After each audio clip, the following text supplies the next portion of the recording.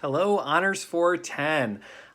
To start off today's class on just a few housekeeping notes. So just a reminder, Monday's class, it is Labor Day, so I know most of us are working mostly remotely at this point, so it might not feel like a holiday, but nonetheless, we won't have a required class discussion on that day. I will probably post sort of a placeholder class, just kind of leaving a space for odds and ends and questions and whatnot. But you will not need to participate for Monday. Enjoy the holiday to the extent you're able to, and we'll be back to kind of the normal format a week from today.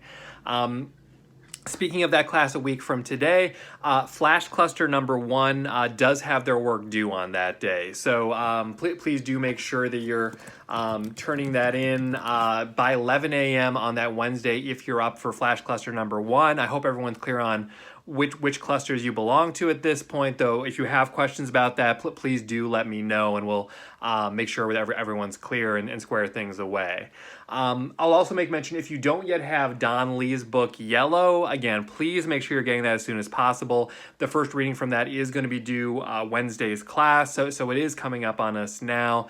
Hopefully everyone's got that book by now. Last piece of housekeeping. So we will have a live session for this class on Friday. I apologize for the relatively short notice on this one. I was waiting for this committee I'm on to finalize its schedule of meetings, and I wasn't sure how that was going to play out. And now that I know it, it kind of invites the soonest we can do it to be Friday morning, which I know for some folks, it may not be a convenient time, and that's fine. It's 100% optional, no credit attached to it. It's going to be pretty informal. The basic gist of it is there. I'm going to be there just to be able to say hi, to speak to folks in real time, and especially to answer questions. If anyone's confused about certain elements of the class, most of you are keeping up really nicely with the class discussions and reading response journals and all of that. But I can certainly imagine in this online format, maybe some folks are getting a little bit lost in what's happening, or you mostly understand what's happening, but you have some big questions about the way the class functions, or conceptually about some of the readings, or any of that. So the session is there for enrichment and to kind of be able to engage in a more kind of personal and direct way. That said, I know people have busy schedules. If this does not sound fun to you, if you feel like you understand the class well, and you don't have any significant questions, and you're not really eager to have a live session, my feelings will not be hurt. You do not need to attend. No hard feelings whatsoever on that. If you would like to attend, though, so obviously if you're able and you're free, I encourage you to do it. I'd love to be able to interact a little bit more directly with folks. We'll go max 1 hour. I actually have a meeting at noon that day, so that's the absolute max time that I can go even, is an hour on that day. Likely we will wrap up sooner, just depending on what questions people have and how many people actually attend, and so on and so forth. But the other thing I was going to say, though, is if you would like to attend, but it just does not work for your schedule because of other classes, or because you have work that day, or you just didn't realize in time to reconfigure some other things in your life. But you did want to attend, please let me know that. The reason I say that is if I have a big outpouring of people who wanted to attend but aren't able to make that time, I probably won't reschedule unless it's just an overwhelming number of people, but it does cue me in that, okay, there was interest, it's just that I didn't give them enough time to plan around it, or that specific time doesn't work well. That will signal to me that I should offer another of these live sessions sooner than later, and maybe at a different time. Whereas if I don't hear that kind of interest and not very many people attend, that will also signal to me like people aren't that interested in these live sessions, and then I might wait a few weeks before I offer another one. That's no problem to me. I'm perfectly fine with that. Again, this is being offered for your benefit, but if people aren't interested, that's perfectly fine. I'll just take the time and reattribute it to grading and lesson planning as I ordinarily would spend that time.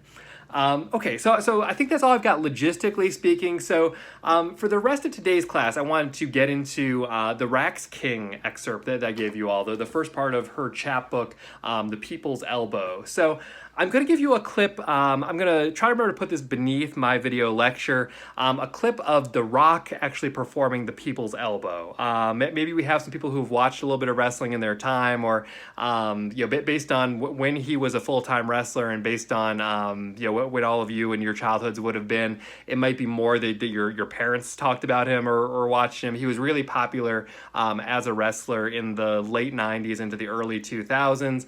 Now I expect it's more likely know him as Dwayne Johnson, the actor, right? Because that's just been sort of the shift in his career. He's one of the few people who really successfully parlayed that transition from being a successful wrestler to being a successful actor.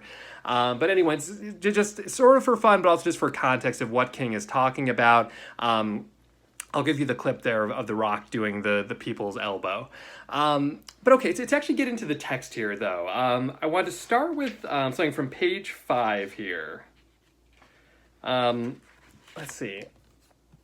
So she suggests here that wrestling is clean and gratifying. This is the end of sort of the first paragraph. I would consider this to be prose poetry. So one could argue that they're short essays.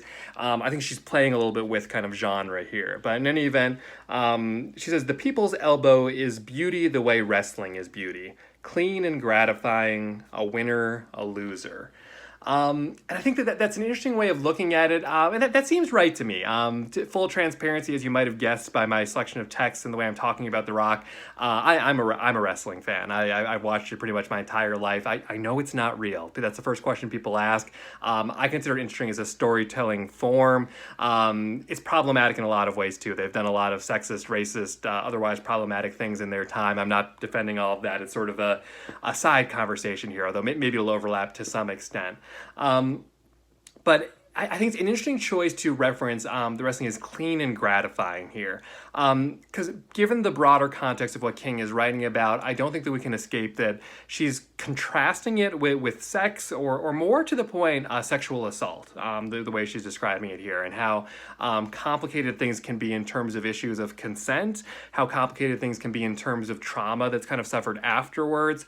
And maybe some of this stuff shouldn't be complicated, but I think in our contemporary culture, I think in King's experience, certainly, these things are more kind of complicated than maybe they should have been.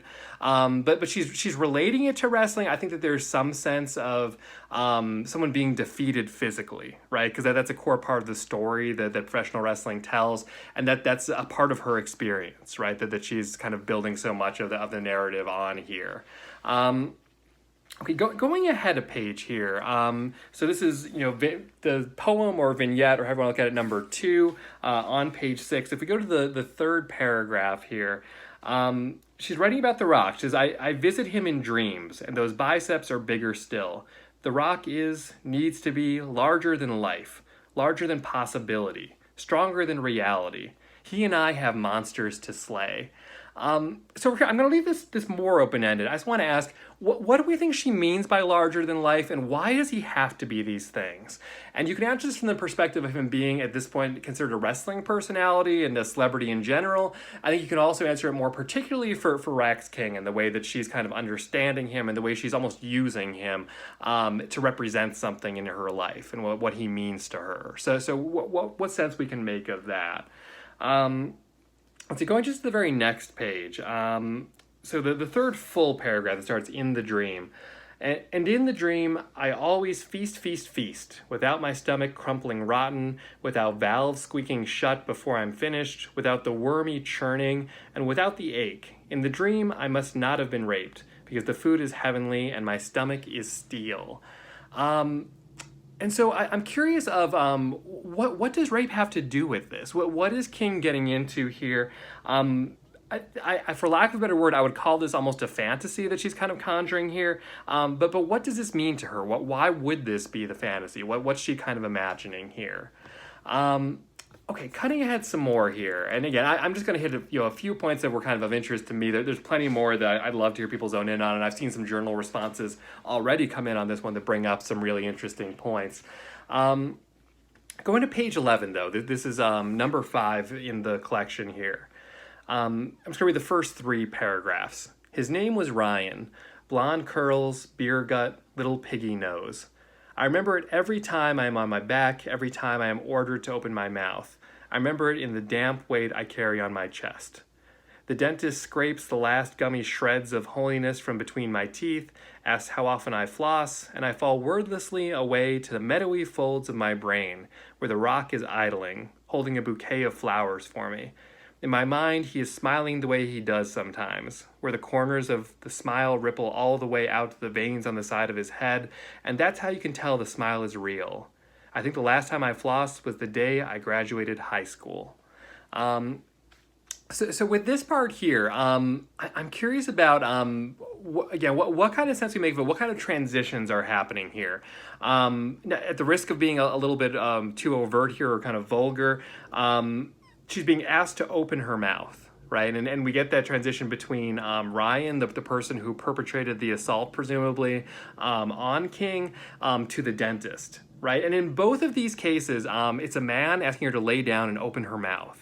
Right, I think we connect the dots there. We know what she's talking about, and the fact that she again kind of escapes to wrestling here. But the dentist. When I think of going to the dentist, that's about the least sexual experience I can think of. Right, maybe some of you are in relationships with dentists, maybe you feel differently, but I think most of us that's not a sexy experience. Right, so the fact that she's viewing it through that lens and that she brings the assault into the dentist's office, that she brings the rock into the dentist's office.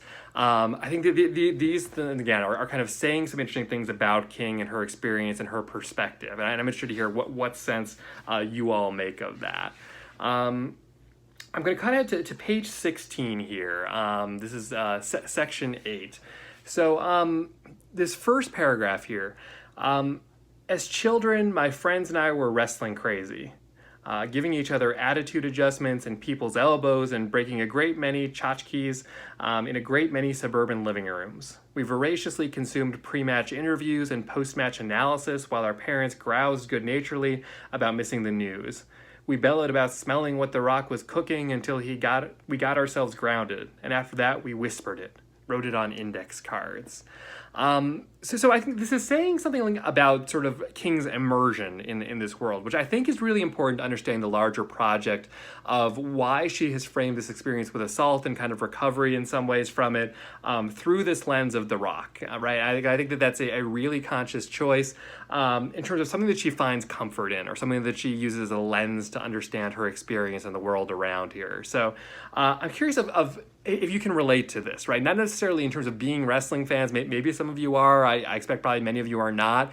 But is there pop culture? Or are there things that you were kind of, for lack of a better word, obsessed with, right? That kind of have helped shape your worldview, that give an unconventional lens for how you understand the world. Maybe it's the music you listen to. Maybe it's a TV show you were really invested in or a series of books. Again, I think it's going to be interesting to extend this and kind of apply it to thinking about other pieces of our lives. And then I'm going to go to the last paragraph here of page 16. So it starts, we memorized catchphrases. We memorized catchphrases, and we holleringly practiced our ring elocution. We fashioned belts out of cardboard and a ring out of a deflated kiddie pool. We tore apart caterpillars that we named after Big Show and Stone Cold Steve Austin. Nothing that has happened to me since then has felt especially real either. I know all about fake. I know all about how life sometimes needs to be subsumed by unreality. I knew it then, how to survive. I think that links to what I was discussing earlier about, again, kind of a mode of escapism, a source of comfort in something that we really enjoy and sort of immerse ourselves in. And again, also as a way of kind of understanding the world around us and interpreting it through maybe an unconventional lens. So I'm interested to hear other people's interpretations of this. And again, you might kind of understand it better through other lenses that you might be able to apply here. I'd be interested to hear about those. But more broadly, our reactions to King's choices here, why we think she made these choices, again, what kind of sense we can make of this whole thing. So I'm going to leave it there. Again, as always, I'm really interested in the discussion to follow. But otherwise, I hope everyone has a great holiday weekend. I'll look forward to this discussion and look forward to catching up with you all again next week.